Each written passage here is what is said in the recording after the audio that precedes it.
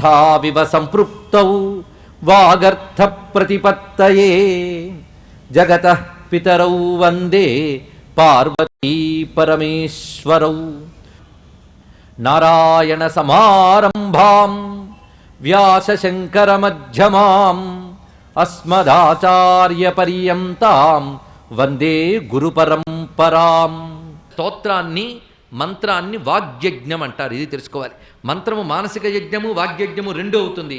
స్తోత్రము వాగ్యజ్ఞం అనిపించుకుంటుందట. వాగ్యజ్ఞేన యజ్ఞేశ్వర వాసుదేవ ప్రియత. ఇది తెలుసుకోవాల్సినది. అని ఎప్పుడైతే కృష్ణార్పణం చేసి చివరికి అంటున్నాడు శ్రీకృష్ణాయ నమః అని ధ్యానిస్తూ కళ్ళు మూసుకున్నవాడు ఎందుకు కళ్ళు తెరిచాడండి? ఎందుకేమిటి? హృదయంలో ధ్యానిస్తున్నవాడు పక్కన నిలబడ్డాడు అంతే. కళ్ళు తెరిచి కృష్ణాయ నమః అని ఆనందాశ్రువులతో స్వామి యొక్క దర్శనం చేశాడు. అప్పుడు స్వామి నువ్వు రావడం చాలా ఆనందంగా ఉన్నది అని చెప్తూ నమస్కరించగానే తాత ఆరోగ్యం ఎలా ఉందని అడిగాడండి. బాగున్నావా? ఇటు మహావీరుడివి, స్వచ్ఛంద మరణం వరంగా కలిగినటువంటి వాడివి, కోరి నువ్వు అంపశయ్యపై ఎన్నాళ్ళు మొత్తం 46 రోజుల పాటు ఉంటానని భీష్మించుకుని కూర్చున్నావే, ఎలా భరించగలుగుతున్నావయ్యా? కొందరు తప్పనిసరి అయి వేదాన్ని భరిస్తారు. స్వచ్ఛంద మరణం కలవాడివై కూడా నువ్వు ఇలా ఉన్నావు అంటూ ఆయన గురించి కొన్ని మాటలు చెప్తున్నాడు కృష్ణ పరమాత్మ. ఎప్పుడు ధర్మంబు నెడనాదరము గలవాడు, ఎప్పుడు ధర్మంపై ఆదరము కలిగినటువంటి వాడు గనక గంగ యవ్వని తన గర్భంబునందు అతి శ్లాఘాసమేతయై సంభరించి భర్గవుండెవ్వని పరమశిష్యుడుగాగ బడసి గురుత్వమెక్కుడుగా నెగడి ఆ రాముడెవ్వనితో రాసి 23 దినములకు వాడిదరగి కాశీసు కన్యలు కారణంబుగబోరి యవ్వాని కోడిరి అనేక నృపులు వేదములు 4 ధనుర్వేదమును మహాస్త్రములు చెంది యవ్వనియందు వెలిగే అట్టి భీష్ముండు నన్నిప్పుడు ఆత్మతలచు చునికి తద్గతమయ్య నా మనమునధిపా. భీష్ముడి గురించి చెప్పగానే పరమాత్మ ఎంత ఆనందం కలిగిందో. గంగాదేవి చాలా తృప్తిగా గర్వముగా ఎవరిని తన కడుపును మోసిందో అయినా అన్నాడు ఇక్కడ. అంటే అష్టవసువుల్లో 7 వసువుల్ని ఆతల్లే మోసింది, కానీ భీష్ముడిని మోస్తున్నప్పుడు మాత్రం తృప్తిగా మోసింది. పైగా తానే పెంచి సర్వాస్త్ర సంపన్నుడిని చేసింది. అది అంతేకాదు, పరశురాముడు ఎవరిని శిష్యునిగా పొందడం వల్ల తన గురుత్వాన్ని సార్థకం చేసుకున్నాడో ఆయన అన్నట్టు. అలాంటి పరశురాముడు ఈ భీష్మునితో పోరాడి 23 రోజులు పోరాడి తన యొక్క ప్రతాపము తగ్గినది, నువ్వే గొప్పవాడు అని భీష్ముడిని ప్రశంసించాడు. అదేవిధంగా కాశీరాజ పుత్రికల్ని తీసుకువచ్చినప్పుడు ఆయన ప్రతాపానికి సర్వ నృపులు కూడా ఓడిపోయారు. కేవలం ప్రతాపము పవిత్రత మాత్రమే కాకుండా చతుర్వేదముల్లోనూ ధనుర్వేదముల్లోనూ నిష్ణాతుడతడు. మహాస్త్రములు ఆయన వద్ద భాషిస్తూ ఉంటాయి. పైగా సాధారణంగా సంపద ఉన్నవాడికి వైరాగ్యం ఉండడం కష్టం, యవ్వనం ఉన్నవాడికి వివేకం ఉండడం కష్టం. ఇది తెలుసుకోవాలి ఇక్కడ. కనుక సంపద ఉన్నప్పుడు వైరాగ్యము, యవ్వనం ఉన్నప్పుడు వివేకము రెండూ కలిసి ఉంటే వాడి యోగం. అందుకే సృష్టిలో యవ్వనము, అధికారము, సంపద ఇవి చాలా ప్రమాదకరమండి. యవ్వనము, అధికారము, సంపద, విద్య ఇవి ఉంటే చాలా మంచిది, కానీ ఇవి ఉంటే అహంకారం రాకుండా ఉండడం చాలా కష్టం. ఇక్కడ వాటికి అహంకారం తోడయ్యిందా 4 ప్రమాదభరితమైపోతాయి. అందుకే అవి ఉంటూ కూడా అహంకారానికి లోను కాకుండా ఉండడమే వైరాగ్యం. ఇది ఎవరికి సిద్ధమవుతుందయ్యా అంటే ఎవరు ప్రవృత్తి బ్రహ్మనిష్టమై ఉంటుందో వారు ఇవి ఉంటూ కూడాను అలా ఉండగలట. ఎందుకంటే ఇవన్నీ ఆ బ్రహ్మము అనుగ్రహమే అనుకుంటారు, కానీ అహంకరించరు. అందుకే వృద్ధాప్యంలో ఆధ్యాత్మిక చైతన్యం వచ్చిన వాళ్ళకి ప్రయోజనం ఏమీ లేదండి. అవి ఈ 4 బాగా సంపాదిస్తున్న సమయంలోనే పరబ్రహ్మ జ్ఞానం ఉందనుకోండి, ఈ 4ంటిని సద్వినియోగం చేసుకుంటాడు. ఇవి ఈశ్వరానుగ్రహములను భావిస్తాడే తప్ప తన నిర్వాకాలు అనుకోడు. ఇది తెలుసుకోవాలి. భీష్ముని యొక్క గొప్పతనం అంటే రాజటే రాజటే రాగహీనుడటే రాజిత సుందరమూర్తి ఎట్ట విభ్రాజిత సంపదున్నత విభాసిత వర్తనుడట్టే కామినీరాజి మనోజ్ఞ భంగి చతురత్వధనుండటే బ్రహ్మచర్య దీక్షాజిత మన్మధుండటే జన్మములిట్టివి ఎందు గల్గుని. మన్మథుణ్ణి 2 విధాలుగా ఆయన జయించాడయ్యా అన్నాడు. ఒకటి, ఆయన లాంటి అందగాడు లేడు కనుక మన్మధుడు ఓడిపోయాడు. అలాగే కామాన్ని జయించాడు కనుక మన్మధుణ్ణి జయించాడు. 2 కూడా బ్రహ్మచర్యము చేత సౌందర్యము చేత కూడా మన్మధుణ్ణి జయించినటువంటి వాడు. అలాంటి ఉత్తమమైనటువంటి మూర్తి అని చెప్పగానే ఇక్కడ భీష్ముల వారు వింటూ ఉన్నారు. పైగా అక్కడ కృష్ణ పరమాత్మ కనబడ్డప్పుడు బుద్ధి అంతా కృష్ణుని మీదకే వెళ్ళిపోయిందండి. ఇంకెవ్వరితో మాటలు లేవు. అలాపంబులు మాని చిత్తము మనీషాయత్తముంజేసి దృగ్జాలంబున్ హరిమోముపై బరపే. తిక్కన గారు అయ్యారు, పోతన గారు వచ్చారండి. ఎంత అందంగా చెప్తున్నారు చూడండి. అలాపంబులు మాని చిత్తము మనీషాయత్తముంజేసి దృగ్జాలంబుల్ హరిమోముపై బరపి తత్కారుణ్య దృష్టిన్ వినిర్మూలీభూత శరవ్యధా నిచయుడై మోదించి భీష్ముండు సంశీలం బొప్ప నుతించే కల్మష గజ శ్రేణీహరిన్ శ్రీహరిన్. మాటలు మానివేశాడు, చిత్తాన్ని బుద్ధిలో పెట్టేట. అసలు చిత్తము బుద్ధి మనస్సు ఇన్ని ఉంటాయని మనకు తెలియదు. అదొకటి తెలిస్తే దేనిలో పెడితే సిద్ధులమవుతామో తెలిసేది. సంకల్ప వికల్పాత్మకమైన మనస్సుని నిశ్చయాత్మకమైన బుద్ధితో నిరోధించి ఆ బుద్ధిని పరమాత్మ యొక్క ముఖమునందు కేంద్రీకరించి అంతర్ముఖుడై ఎప్పుడైతే చూస్తూ ఉన్నాడో అప్పుడు వినిర్మీలీభూత శరవ్యధానిచయుడై స్వామిని చూడగానే తత్కారుణ్య దృష్టి, తనను చూస్తే తాను చూస్తాడండి భగవంతుడు, అంతే ఇంకేమున్నది. ఎప్పుడైతే భీష్ముడు వారు కృష్ణుని చూశారో కృష్ణుడు చూసేట. కృష్ణుని యొక్క కారుణ్య దృష్టితో మొత్తం శరవ్యధ, ఆ బాణములు గుచ్చుకున్న వేదన అంతా పోయింది ఆయనకి. అప్పుడు స్వామిని స్తుతించి నమస్కరించాడు. పైగా ఎందుకు వచ్చావు అని అడగలేదు ఆయన, రావడం తన భాగ్యం అనుకుంటున్నాడు. ఆ సమయంలో తాత ఇక్కడ ధర్మరాజుకి కొన్ని ధర్మ సందేహాలు ఉన్నాయి, పైగా మేమందరం చెప్తే రాజు అయ్యాడు, కానీ సందేహాలుగా ఉంటాయి. నువ్వు ఇక్కడ ధర్మములన్నీ చెప్పాలి, నువ్వు చెప్తే ఇతడు విని తరించుతాడు అని చెప్పగానే అప్పుడు నువ్వు నన్ను చెప్పమంటున్నావు కానీ చెప్పే స్థితి నాకు ఎక్కడుందయ్యా, నీకు తెలుసుగా బాణములు గుచ్చుకుంటున్నాయి ఒకవైపు, అందుకు శరీరమా ఆ విధంగా ఉన్నది. పైగా మాట్లాడితే తిరిగి జవాబు చెప్పడానికి ప్రతి సంభాషణ క్షమ లేదు అన్నట్టు ఇక్కడ. ప్రతి సంభాషణ క్షమ, ఎందుకంటే ధర్మం గురించి తెలియనంత వరకు వేరే విషయం అండి, తెలుసుకుంటూ ఉంటే పుడుతూ ఉంటాడు సందేహాలు. ఈ పోవు ఒక ఆయన అడిగాడు, అవన్నీ సందేహాలు ఎప్పుడు పోతాయని. నేను దేహం ఉన్నంత వరకు సందేహం ఉంటుంది అని అన్నాడు. ఏం చేస్తాను ఇక్కడ, అది పోదది. దేహం ఉన్నంత వరకు సందేహం అంటే అర్థం ఏంటంటే దేహాత్మభ్రాంతి ఉన్నంత వరకు సందేహం ఉంటుంది, అది దీని యొక్క అర్థం తెలుసుకోవాల్సింది. దేహాత్మభ్రాంతి ఇక్కడే పోతే అన్ని సందేహాలు పోయాయండి. ఇక్కడ సాధన చెయ్యాలి. ప్రశ్నలు అందరూ వేస్తారు, సాధన కొందరే చేస్తారు. సమాధానం సాధకులకు దొరుకుతుంది కానీ ప్రశ్నలు వేసే వారికి దొరకదు. తెలుసుకోండి, ఇక్కడ చాలా అవసరం. అలాంటి ప్రశ్నలు వేస్తే చెప్పాలి కానీ ప్రతి సంభాషణ క్షమ లేదు. పైకి ధర్మాలు ఉన్నాయే, సూక్ష్మ ధర్మాలు ఆపద్ధర్మాలు, ఒకటంటే ఒకటి, ఇవన్నీ చెప్తూ ఉంటే ఒకటి చెప్తే 10 సందేహాలు, దానికి మళ్ళీ సమాధానాలు. నాకు ఓపిక లేదయ్యా నేను చెప్పలేనన్నాడు. ఎందువల్లంటే నా శరీరం ఈ స్థితిలో ఉంది, అసలు బయటకు చెప్తున్న కారణం ఇది కానీ లోపల ఒకటి ఉన్నది. అంతర్ముఖ దృష్టి అయి ఇంకా పరం వైపు వెళ్ళిపోతున్నాం అనుకున్నటువంటి వారికి ఇంకా లౌకిక చర్చలు, ధర్మము అధర్మము రెండూ పట్టవండి. ధర్మాలకి కూడా అతీతమైన బ్రహ్మంపై స్థితి ఉన్నటువంటి వారు కనుక దేహాత్మ భ్రాంతి విడిచి అంపశయ్యిపోయి ఉన్నవాడు ఇది ఒక సాకు చెప్పాడు, అంతేగాని ఇది అసత్యం కాదు, సాకు అంతే, ఉన్నదే చూపించాడు. అంటే నీకు దాహము ఆకలి లేకుండా, అదేవిధంగా ఈ బాణముల యొక్క వ్యధ లేకుండా సంపూర్ణమైన ఉత్సాహం, సంపూర్ణమైన శారీరక పటుత్వము నా దయవల్ల నీకు లభిస్తుంది. మళ్ళీ రేపు పొద్దునొచ్చి మాట్లాడదామని కృష్ణుడు బయలుదేరాడు. పాండవులు మొదలైన వారందరూ కూడా కృష్ణునితో పాటు తిరిగి వెళ్ళిపోయారు. మరో రోజు పొద్దున మళ్ళీ వచ్చాడండి ఆయన. వచ్చి ఏం తాత ఎలా ఉన్నావు, ఆరోగ్యం ఇప్పుడు ఎలా ఉందని పలకరించేట చెయ్యవేసి. అప్పుడు అంటున్నాడు, నీ అనుగ్రహం వల్ల నా శరీరానికి బలం వచ్చింది, పైగా నా బుద్ధికి స్పష్టతగా ఉన్నది అన్నాడు. ఇది చాలా ముఖ్యమండి. ధర్మం చెప్పేటప్పుడు బుద్ధికి క్లారిటీ అండ్ ప్యూరిటీ 2 లక్షణాలు ఉండాలి. ఇక్కడ స్పష్టత స్వచ్ఛత 2 ఉండాలి. పైగా గొప్ప మాట చెప్తాడు ఇక్కడ. ధర్మం చెప్పేవాడికి ఉండవలసిన లక్షణంలో ధర్మం అంటే ఏమిటో అయోమయం ఉండకూడదు. వాడికి అయోమయం ఉంటే విడి సందేహం తీరుస్తాడు. పైగా ధర్మం యొక్క స్వరూపం అత్యంత సూక్ష్మమైనది, అది చెప్పాలంటే స్పష్టత ఉండాలి. ఈ స్పష్టత అనేది ఒకటి శాస్త్రజ్ఞానం వల్ల, రెండవది అనుష్ఠానం వల్ల, మూడవది శిష్టాచారం వల్ల లభిస్తుంది. అంటే శిష్టుల్ని ఆశ్రయించడం చేత, గురు శుశ్రూష చేయడం చేత లభిస్తుంది. అందుకే శాస్త్రజ్ఞానము, గురు శుశ్రూష, స్వానుష్ఠానము, ఈ మూడింటి వల్ల ధర్మముపై ఒక స్పష్టమైన అవగాహన ఏర్పడుతుంది.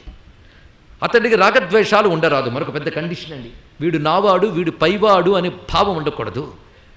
అలాంటి భావం కానీ ధర్మము తెలిసిన పండితులకు ఉందనుకోండి రాగద్వేషాలు. ఎలాంటి ప్రమాదం ఏంటంటే తనవాడు అధర్మం చేస్తే తన పాండిత్యంతో దాన్ని ధర్మంగా చూపించగలడు. ఇది పెద్ద ప్రమాదకారి. అందుకే పండితుడికి ధర్మము తెలిస్తే, అటువంటి పండితుడికి దుర్మార్గము స్వార్థము ఉంటే, రాగద్వేషాలుంటే ధర్మం దెబ్బతింటుంది, అధర్మం పెంచి పెరుగుతుంది. తెలుసుకోండి. అందుకే పండితులు ఇంకా జాగ్రత్తగా ఉండాలి. వాళ్ళు ఎక్కడ మోహానికి కానీ ఆవేశానికి కానీ లోను కాకూడదు.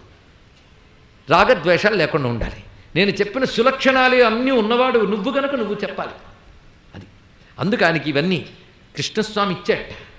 అప్పుడు నువ్విచ్చిన బలంతో నేను చెప్తాను. కానీ నాకు బలమిచ్చి నా చేత చెప్పించే కంటే సర్వధర్మములు తెలిసినటువంటి నువ్వే చెప్పవచ్చు కదా అని అడిగేటండి. ఇక్కడ గొప్ప ప్రశ్న వేశాడు ఇక్కడ.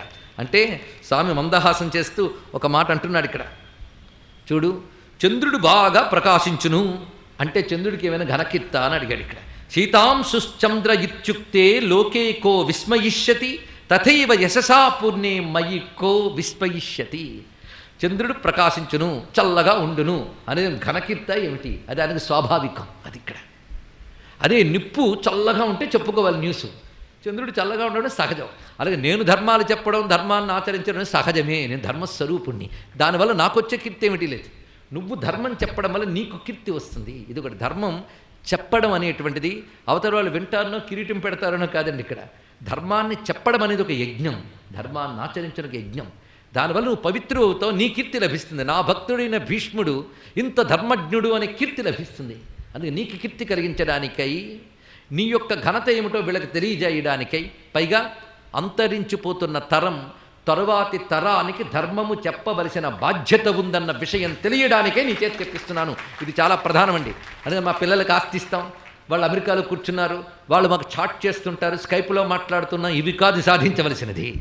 నీ తాత ముత్తాతలు నీ దాకా తీసుకువచ్చిన సనాతన ధర్మ పరంపరని నీ పిల్లలకి ఇచ్చావా? ఇది తెలుసుకోవాల్సింది ఇక్కడ.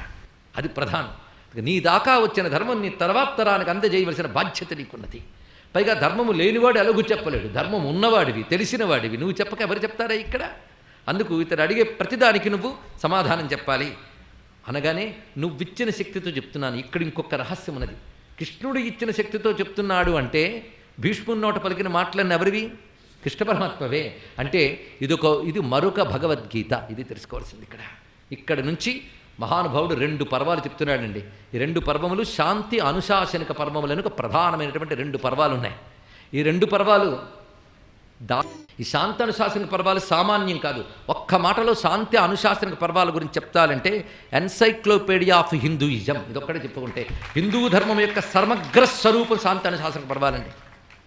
ఇక్కడున్న ఆత్మీయులకు చాలామందికి తెలుసు. మొట్టమొదటి భారత ప్రవచనం ఇప్పటికి 12 ఏళ్ల క్రితం చేసినప్పుడు మొత్తం 16 రోజుల పాటు కేవలం శాంతి అనుశాసనిక పర్వాలే మొట్టమొదటి వ్యాసపీఠం మీద పెట్టుకుని చెప్పిన వైనం ఇక్కడున్న కొందరు గుర్తుండుంటుంది. ఇప్పటిదాకానా అనేవాళ్ళు కూడా ఉంటారు. సంతోషం. శాంతి అనుశాసనికాలు సామాన్యం కావు. దీని గురించి ఒక 2-3 ముచ్చట్లు చేసి వెళ్దాం. శాంతి అనుశాసనికాల్లో చెప్తున్నది ఏమిటంటే రాజధర్మాలు, ఆపద్ధర్మాలు, స్వభావ ధర్మాలు, ఆపద్ధర్మాలు 2 ఉంటాయి. సహజంగా చేయవలసిన ధర్మములు స్థూల ధర్మములు. ఆపదలు కలిగినప్పుడు ధర్మ ప్రతిష్టాపన కోసం అంటూ చేయవలసినవి ఆపద్ధర్మములు. అవి సూక్ష్మముగా చెప్పబడుతుంటాయి. ఈ రెండింటినీ తెలియజేస్తూ వర్ణాశ్రమ ధర్మములు, స్త్రీ ధర్మములు, పురుష ధర్మములు ఒకటేమిటండి. అలాగే ఒక్కొక్క స్థితిలో ఉండేవాళ్ళు పాటించవలసినటువంటి ధర్మములు. దాని తర్వాత ప్రధానంగా చెప్తున్నటువంటిది మోక్షధర్మం, ఆచార ధర్మం. ఒకటే కాండంతా కూడా ఆచారం చూపిస్తాడు. ఆచారం అంటే క్రమశిక్షణతో కూడిన ఒక అత్యద్భుతమైన వైజ్ఞానికవంతమైన నాగరికమైనటువంటి జీవన విధానం. అలాంటి వైజ్ఞానికమైన నాగరికమైనటువంటి దేవతాప్రీతికరమైన జీవన విధానాన్ని సదాచారం అనే పేరుతో వేదము చెప్పిందయ్యా. అది ఆచారఖండ. ఒక మాట అంటాడు అక్కడ వెంటనే ధర్మరాజు, స్వామి రాబోతున్నది కలియుగం, ఇప్పటికే అల్పాయువులు వచ్చేసాయి, పైగా రాబోతున్నది ఏంటి? కలిపి ప్రవేశించిందనే కృష్ణుడు చెప్తాడు. దుర్యోధనుడితో యుద్ధం జరుగుతుంది, కలిపి ప్రవేశించింది అన్నాడు. మరి కనబడట్లేదండి అంటే కృష్ణుడు పాదం ఉన్నంత వరకు కలి పాదం పెట్టట్ట. అది వచ్చింది అక్కడ. కలి ప్రవేశించింది కనుక కలియుగంలో మానవుల ఆయువులు అల్పములైపోతాయి. శృతి ఒక మాట చెప్తోంది ఎల్లవేళలా, జీవేమ శరదశతం అని. ఇక్కడ శతం అంటే శతమనంతో భవతి. ఒకప్పుడు 1000 ఏళ్ళు ఉన్నాయి, కానీ ప్రధానంగా శతం అంటే కనీసం అధమపక్షం 100 అని అర్థం. కొంతమంది తీసుకుని రామాయణ కాలంలో పెద్ద పెద్ద ఆయువులు చెప్పారండి అంటే అసలు భారత కాలంలోనే ద్రోణుని వయస్సు 400 ఏళ్ళు అని చెప్పాం మనం. ఇక్కడ ఆశ్చర్యం వేయచ్చు మనకి, కానీ ఆ యుగజీవులు వేరు, వాళ్ళ తపస్సులు వేరు, వాళ్ళ లక్షణాలు వేరు. వేదం శతం జీవేమ శరదశతం అని చెప్పడంలో ఉద్దేశం ఏంటంటే ఎక్కువ కాలం ఉండిన ఉద్దేశంతో చెప్పింది. అది తెలుసుకోవాల్సింది. 100 ఏళ్ళు బ్రతుకుంటే 100 ఏళ్ళు అవగానే టప్పిమని చచ్చిపోని చెప్పడం కాదు. ఇక్కడ దీర్ఘాయువుగా ఉండని అర్థం. ఇక్కడ శతం అనంతం భవతి అని అర్థంలో తీసుకోవాలి మనం. ఇక్కడ మొత్తానికి కనీసం అధమపక్షం 100 గనక శతం అన్నమాట చెప్పారు. ఇక్కడ అధమపక్షం మానవులకి వేదం కేటాయించినటువంటి అంటే వేదము నిర్దేశించినటువంటి ఆయుష్ 126 ఏళ్ళండి. అలా బ్రతకగలిగే వాళ్ళు అతి తక్కువ. నిన్ననే మనం అనుకున్న విద్యారణ్య స్వామి వారు అలా బ్రతికారు, సామాన్యుడు కారణం. తపశ్శక్తి ఆ విధంగా ఉన్నది. తులసీదాస్ అలా బ్రతికాడు 126 ఏళ్ళు. సామాన్యంగా పూర్ణ జీవనులు ఉండరని కాదు, శాస్త్రం ఇచ్చిందిట. అలాంటి ఆయువు ఉంటే ఆయు క్షయం ఎందుకు అవుతోంది అని ఒక మాట అడుగుతాడు ధర్మరాజు. వెంటనే భీష్ముడు తడుముకోకుండా చెప్తాడు, ఆచారహీనత వల్ల ఆయువు నశిస్తుంది. ఇది తెలుసుకోండి. ఇక్కడ మనం ఆచారాలు విడిచిపెడుతున్నాం, సౌకర్యాలు మరిగిపోతున్నాం. అందుకే సౌకర్యంతో సంపాదించుకొని ఆచారాలు విడిచిపెట్టి ఆయుష్ తగ్గించుకొని హాస్పిటల్ చుట్టూ తిరుగుతున్నాం. అంతకు మించి ఇంకేమున్నది ఇక్కడ? ఇది వస్తున్న పరిస్థితి. ఈ ఆచారకాండ ఒక్కటి చదివితే ఇప్పుడు సోకాళ్ళు ఎదిగిపోయిన దేశాలను మనం వెర్రిగా ఆరాధిస్తున్న దేశాల్లో కూడా లేనంత సుకుమారమైన, సున్నితమైన, సంస్కారవంతమైన నాగరికత భారత కాలం నాటికే ఈ దేశానికి ఉందని మనకు తెలుస్తుంది. భారత కాలం నాటికి కాదు, భారతంలో పుట్టలేదు సంస్కృతి, వేదాలలో ఉన్న సంస్కృతి భారతంలో బోధించబడింది గనక ప్రపంచానికి ఆది జ్ఞానమైనటువంటి వేద జ్ఞానాన్ని ఆధారం చేసుకుని మహానుభావుడు బహుధర్మాలు బోధించేది ఆచారకాండ. ప్రధానమైనది మోక్షధర్మములు, ఎక్కువ చెప్పింది మోక్షధర్మం అండి. ఎంతైనా ఇక్కడిది ఇంతే జీవితం, వీటి గురించి ఆలోచించడం కాదు. యాత్రకు వచ్చినట్టు వచ్చాం, పని చూసుకు వెళ్ళాల్సిన వాటి చోటికి వెళ్ళాలి. ఎలా ఉంటే మళ్ళీ అక్కడికి వెళ్ళగలము. ఇక్కడికి వచ్చిన పని సరిగ్గా చేయకపోతే మళ్ళీ వెనక్కి రావాల్సి వస్తుంది అంతే. దానికి చేయవలసినటువంటి ధర్మములు, మోక్ష ధర్మములను చాలా విస్తారంగా చెప్తారు. అంతేకాదు మోక్షధర్మములతో పాటు ఉపాసనా ధర్మములు, 3 రకాల ధర్మములు, మనం వ్యవహరించవలసిన ధర్మములు కర్మలు అని చెప్పబడుతుంటాయి. దేవ, పితృ, మనుష్య, భూతములు మొదలైన వాటి పట్ల ప్రవర్తించవలసిన విధానములే కర్మలు, ధర్మములు. 2వది ఉపాసనా ధర్మములు, 3వది మోక్ష ధర్మములు. ఈ 3 కావలసినదే. ఈ 3ంటిని బోధిస్తాడు ఇక్కడ. ఈశ్వరానుగ్రహం లేనిది మనం తరించలేం గనక ధర్మం ఆచరించాలన్నా, జ్ఞానం కలగాలన్నా, ముక్తి కలగాలన్నా ఈశ్వరానుగ్రహం కావాలి కనుక ఉపాసన ఉండాలి. కనుక ధర్మం ఆచరించే బుద్ధి, ధర్మం ఆచరించడానికి అవకాశము, ధర్మాన్ని ఆచరించగలిగేటువంటి స్థితి, శక్తి, ఆచరించడం అనే క్రియ, ఇవన్నీ కలగాలంటే ఈశ్వరానుగ్రహం కావాలి కనుక ధర్మానికి ఉపాసన కావాలి. అంతేకాదు ఆ ఉపాసన వల్లనే కించిజ్ఞుడైన వాడు సర్వజ్ఞుడైన పరమాత్మను తెలుసుకుంటూ ముక్తి పొందడానికి అవకాశం ఉంది కనుక మోక్షానికి కూడా ఉపాసన కావాలి. అందుకే ధర్మము, ఉపాసన, మోక్షము 3ంటికి సంబంధించిన అపూర్వమైన అంశములు ఎన్ని చెప్తాడో ఆ 2 చెప్పుకోవాలంటే భారతంలో ఉద్గ్రంథం. ఇది సామాన్యం కాదు. ఉద్గ్రంథములు. శాంతి పర్వమే మహాభారతంలో అతి విస్తార పర్వం. తర్వాత అనుశాసనిక పర్వం. శ్రద్ధాళువు ఎవరైనా సరే మేము శాంత అనుశాసనికాలు మీరు ఎన్నాళ్ళు చెప్పినా వింటామంటే ఆనందంగా చెప్పవచ్చు. అంత అద్భుతంగా ఉంటుందండి. అంతేకాదు శాంత అనుశాసనికాలు ఇంకా చెప్పాలంటే భారత సారం. దీనికి సంబంధించిన ఒకానొక చిన్న ఆత్మీయమైన అనుభవం ఉన్నది. అధిక ప్రసంగం అనుకోకుండా పర్వముల యొక్క ప్రాధాన్యం స్ఫురణకి రావడం చేత ఏ మహాత్ముల ఆశీస్సులతో ఈ మాటలు పలుకుతున్నామో తెలియడానికే ఇక్కడ స్మరించుకోవడం జరుగుతుంది ఈ ఆఖరి రోజున. మా తాతగారు గొప్ప అనుష్ఠానపరులు, ధార్మికులు, మహాపండితులు. ఆయన అవసాన కాలంలో బ్రాహ్మీముహూర్తంలో ధ్యానంలో కూర్చున్న సమయంలో, ఆ సమయంలో మా నాన్నగారు అక్కడ ఉంటే మా నాన్నగారిని పిలిచారు. పిలిచి నీకు ఆస్తి పాస్తి ఏమి ఇవ్వట్లేదు కానీ ఒక మాట చెప్తున్నానని చేతిలో చెయ్యి ఉంచి ఒక మాట అన్నట్ట. శాంతి, అనుశాసనకు పర్వాలు, ఈ 2 చాలు జీవితానికి అని చెప్పారు ఇక్కడ. అది ఆ మాట మా నాన్నగారు మా బాల్యంలో చెప్పగా దాన్ని గుర్తుపెట్టుకుని మొట్టమొదటి భారతం చెప్పాల్సి వచ్చినప్పుడు శాంతి, అనుశాసనకు పర్వాలే చెప్పుకున్నారు అక్కడ. తనివి తీరా. అంతేకాదు అనేక సందేహాలతో తప్పించిపోతున్నటువంటి ధర్మరాజుకి ఈ బోధ శాంతిని కలిగించింది గనక శాంతి పర్వం. అనుశాసనం, శాస్త్రం ఏం శాసిస్తోందో చెప్తోంది కనుక అనుశాసనిక పర్వం. ఇది తెలుసుకోవాల్సింది ఇక్కడ. 2 బోధించాడు. అందుకే ఇందులో సమగ్రమైన విజ్ఞానం ఉందండి, సామాన్యం కాదు. శాంత అనుశాసనికలు ఏముంది అనే విషయం క్లుప్తంగా చెప్పుకున్నాం, మహిమ చెప్పుకున్నాం, అంతే చాలు. మొత్తం ఇక్కడ ఇంకొకటి తెలుసుకోవాలి. మొదటి నుంచి ఎంత జాగరూకతతో, ఎంత ఏకాగ్రంతో చెప్పుకోవడం జరుగుందో సహృదయులైన ఒకరిద్దరు గ్రహించినా ఈ శ్రమ ఫలించినట్లే. ఎందుకంటే మొదటే ఇక్కడ నిర్దేశాలు కొన్ని చేసుకున్నాం. ఉపాఖ్యానాలు చెప్పబడవు, ఎందుకంటే గతంలో ఉపాఖ్యానాల ప్రవచనాలు చేసేసాం. ఉపదేశాలు ఎక్కువ చెప్పబడవు. ఉపాఖ్యానం, ఉపదేశం 2 విడిచిపెట్టి ఆఖ్యానం ప్రధానంగా తీసుకుని ఆఖ్యానంలో అంశములైన ఉపదేశాలు చెప్పుకుంటూ వెళతామని అలా చెప్పుకుంటూ ఒక ఉపాఖ్యానాన్ని విడిచిపెట్టలేదు నలచరిత్ర. అది చాలా ప్రధానమది. అది మొత్తం కీలకం. మహాభారతంలో యజ్ఞఫలం అక్కడ ఉంది కనుక ఎందుకుందో కూడా క్లుప్తంగా చెప్పుకున్నాం, ఇదివరకు అనేది విస్తారం కాకుండా. 2వది మనం చెప్పుకున్న ఉపదేశాల్లో నహుష ప్రశ్న, యక్ష ప్రశ్న. అది ఎందుకు చెప్పుకున్నామంటే ధర్మరాజు యొక్క వ్యక్తిత్వము, ఆయన పరిణితిని తెలియజేస్తుంది కనుక. విదురునీతిని మనం విడిచిపెట్టాం.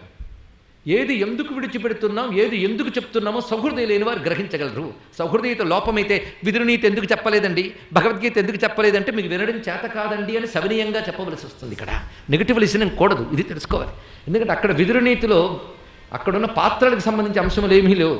ఉంది. ఇది విదురునీతి చెప్పకూడని అంశం కాదు, కానీ మనం పెట్టుకున్న ప్రణాళిక ఆఖ్యానాన్ని ప్రధానంగా తీసుకుపెడుతున్న ఉపాఖ్యానాల కంటే అని ఉద్దేశంతో చేశాం. ఏది ఎందుకు చేశారో తెలుసుకోవాలి. అక్కడ భగవద్గీతను విస్తారంగా చెప్పలేదు. అంత విస్తారంగా భగవద్గీత వినాలంటే 77 గంటల భగవద్గీత ప్రవచనం ఋషిపీఠం వాళ్ళు నాది సీడీగా తీసుకురావడం జరిగింది, వినండి. శాంతనుశాసన కూడా లభిస్తున్నాయి ఇక్కడ విషయం. ఇక్కడ ఎంత అవసరమో భగవద్గీత సారభూతమైన అంశాన్ని కూడా ప్రస్తావన చేసుకున్నాం.